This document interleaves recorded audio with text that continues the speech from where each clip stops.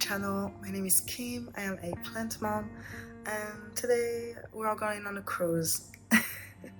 I'm actually doing a solo trip in Vietnam, and I thought what a good idea to do a video. I have never filmed with my telephone, trying to edit on my phone either. So we are gonna try that and see what happens. And yeah, I have a lot of things planned, but I don't know what the theme of the video is gonna be, so I guess we'll see. Yeah. What can I say? I have to go in like an hour, and we're gonna have like a 3 hours trip to get to the boat, and then we are gonna get to the actual cruise and do a lot of cool activities and see a lot of cool things. And yeah, I guess let's enjoy it together. Let's go.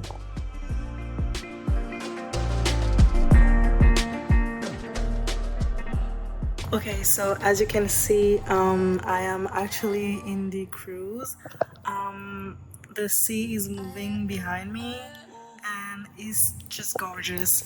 I'm really tired but also really excited. We had over 3 hours car and cable car transportation, and I'm hungry, and yeah, I need a lot of things right now. But I'm really excited because this afternoon we are gonna do some cool activities, kayaking, swimming in the ocean and everything. And tonight we also are gonna do some cool things. I think the more I think about this video, the more I think about it as a solo trip guide for women. And maybe I should give you some tips in this YouTube video on how I do things and how I manage to, be safe and mentally preparing myself to, move around alone as a woman. And I will say that for myself, I am actually shocked because in the cruise there is also 3 other solo traveling women, and yeah, that's really cool. That's really great. There is more and more of us around the world, and committing to do things they love. And yeah, meeting all of these free women just cured a lot of things in my heart. And I thought I would be the only woman in here, traveling alone and having my whole, room to myself and contemplating the sea. But actually there is others like me, and that's great to hear.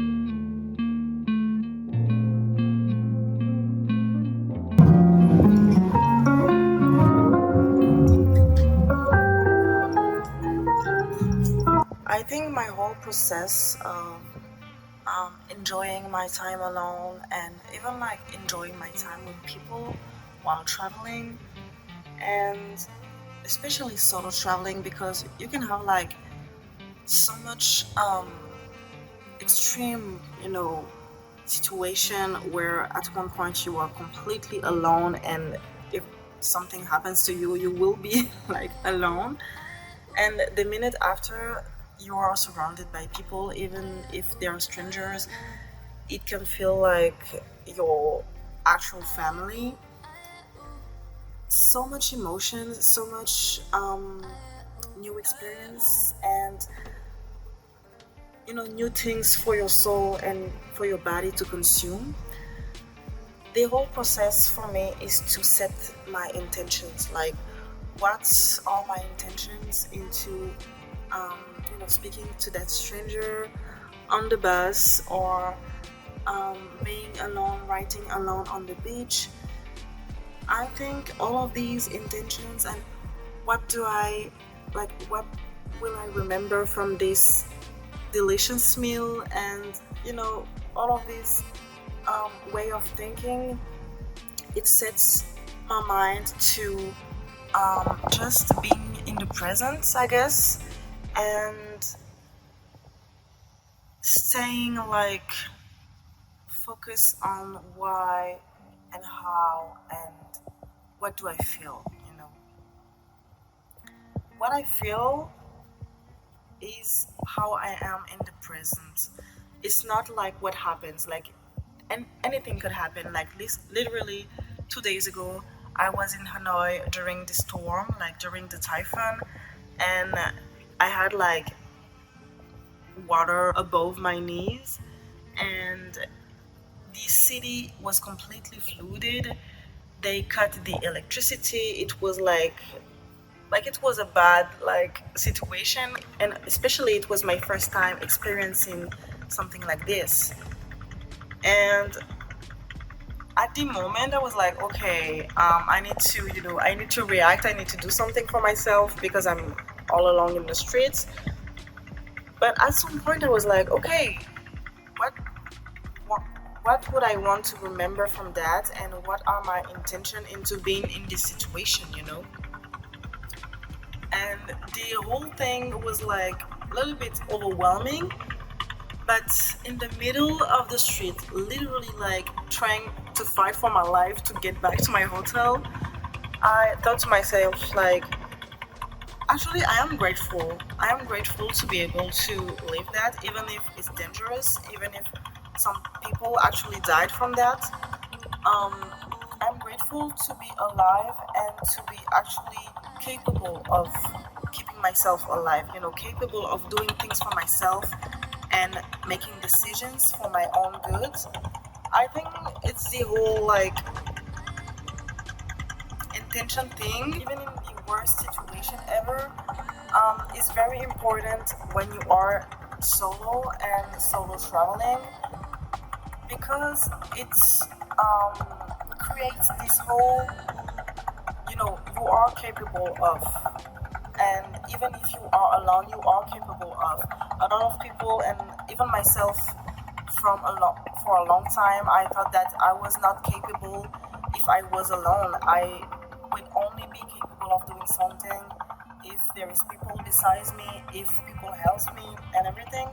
And I think like, of course, needing help and asking for help is important as a human, because we are sociable, like, uh, beings, living things.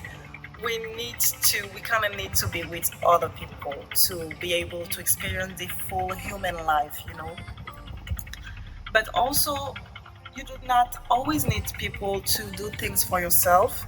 And I think this conception of life and this way of thinking of, okay, um even like without solo traveling, even like you are at home, you want to do something, like you want to, I don't know, go to the museum, go to have a coffee alone, go to do something for your health that doesn't need anyone, anyone else, is setting your intention for your own good, I think.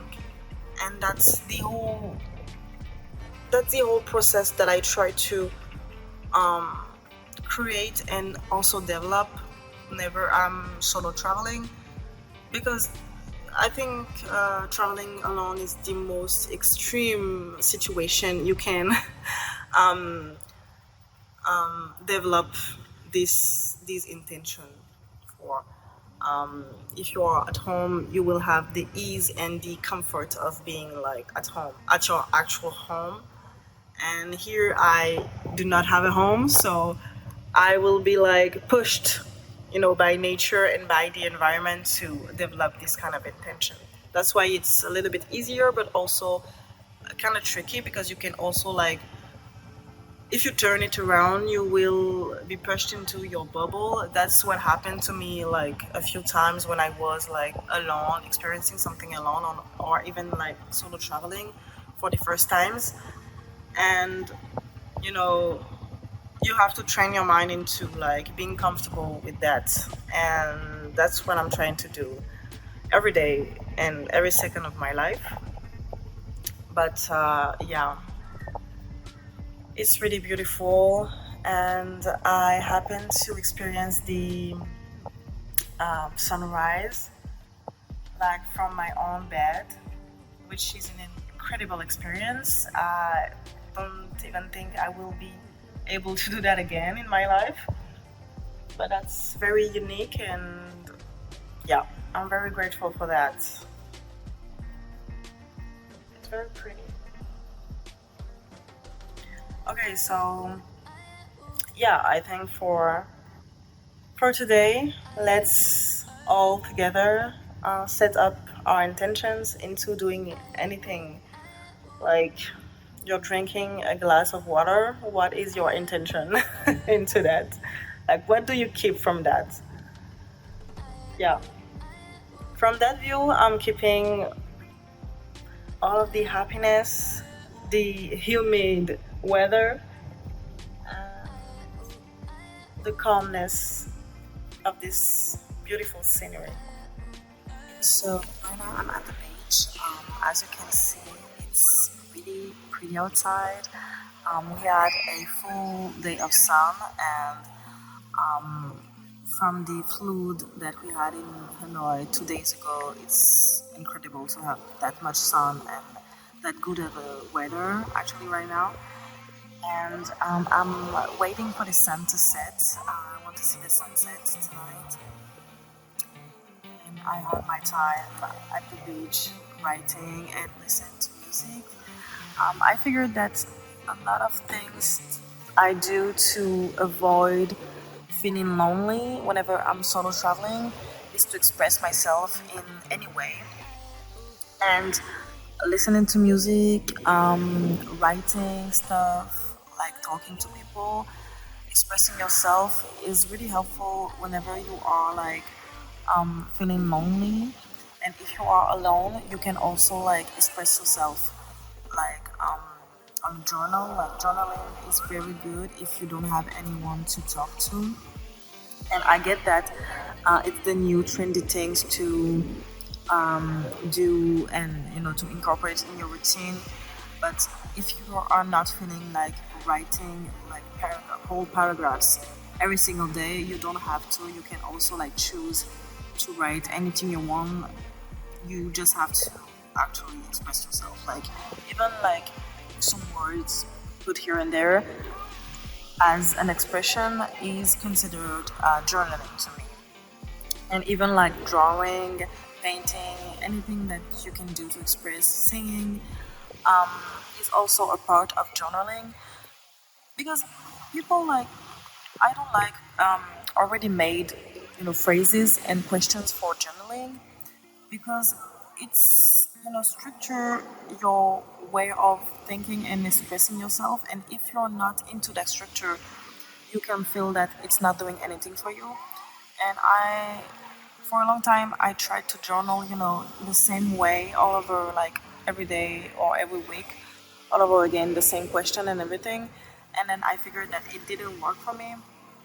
That's why now I like to, incorporate different ways of journaling, like drawing, just doing to-do lists, and putting some words on a paper, just expressing my thinking, or like what I'm feeling right now, or anything. But yeah, I think that's helps a lot if you are like solo traveling or in a lonely position, and if you are not able to talk to people or interact or share things with people. That's, I think that's the best way of getting through it, and also feeling the moment, and also like um, being grateful and enjoying your time. um, I know that the gratitude like notes are also really famous for that, because it helps you like being in the present while keeping you in the present while journaling.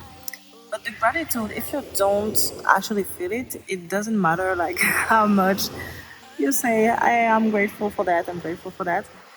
If you don't mean it and you don't feel it, it doesn't mean anything. I think it's better to express yourself however you feel it, and then say thank you for that, just for how I feel and what I feel. Even if it's anger, even if it's like sad thing, like you don't have to always be happy and to always feel great and to never be nervous and to never have like anxiety. You just have to accept it and express it. And I guess from that, everything is gonna be alright. But yeah, I spent a lot of time here drawing and writing, and it has been like really enjoyable. Like whenever I'm not listening to music, I'm writing something or I'm drawing something. Hi everyone, so I'm finally back in Hanoi, which has been a whole journey. Um, there was actually a third typhoon hitting Vietnam, and I had to get back to Hanoi like as quickly as possible. I still had time to enjoy my trip to Cat Ba and to the Halong Bay. The cruise was absolutely amazing.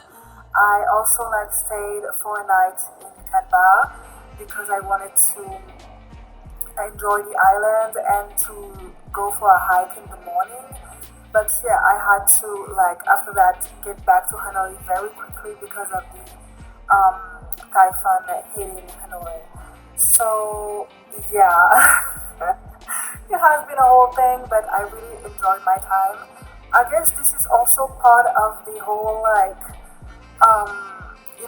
letting go of your fears and your you know wanting to control everything, and you just have to go with the flow, aka a third typhoon.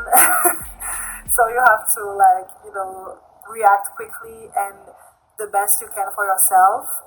And I guess like for me, I was not as stressed as I would be like in a normal situation, just because I knew that I will get to a point of safety. I will surely get to something safe. But yeah, it was kind of a journey, just because there was a lot of people doing the same thing, like getting back to Hanoi at the same time, and I had to book like something very quickly and everything. But yeah, I'm safe. And I think like the first thing I did when I came back to my hotel in Hanoi was self care. And I think maybe I should give this tip to you. Like for me, one of the things that helps me the most wherever I go, if even if like I'm not solo traveling, even if like I'm just like staying at a friend's house or something, the only thing, like the first thing that comforts me a lot wherever I'm just sleeping, having a sleepover at a friend's house, even if I'm like having a full family journey like vacation, even if I'm solo traveling, it's self-care. Self-care helps me a lot with staying true to my body, and taking care of my body helps me be in the present, because your mind can be in the past trying to connect with the future or be in the present, but your body will always be in the present. And I think that taking care of that body is the number one top thing you can do to feel, being in the present. I think I have a few tips like here and there where I know it will bring me this sense of being at home, even if I'm not. And these few things, they, never leave my, I always have them. like wherever I'm backpacking, wherever I'm hiking in the forest, or being in a hotel or in a cruise, I'm always having these items. Like it's a no, like you cannot negotiate with me. Like you have to pack lighter. You have to. Uh, you do not have space for all of that and everything. No, I will always have that in my suitcase or in my backpack. First, I will say my nightgowns, which I'm not going to show you on camera because, yeah, my nightgowns, they bring me a sense of, or even like if you wear pajamas, your pajamas, it's a part of, being feeling at home because it's the thing that you wear at home when you're comfortable. So it, you know, keeps me in a state of comfortability, like I'm being comfortable. So yeah, my nightgowns helps a lot, and also I always bring my scarves, like at least one or two silk scarves. This I always wear this when I'm sleeping, but sometimes I also wear this one, and also I always have like a satin scarf um, for my pillowcase. Wherever I go, I always have to, protect my face and hair and everything. And I always have like at least two scarves, one for the pillowcase and one for the hair. And the smell, it smells like home. The feeling, it feels like home. So it helps me, having this sense of being at home and being comfortable. I will also always have my top moisturizer. Like I'm not always bringing all of my skincare routine because sometimes that's a lot of products, and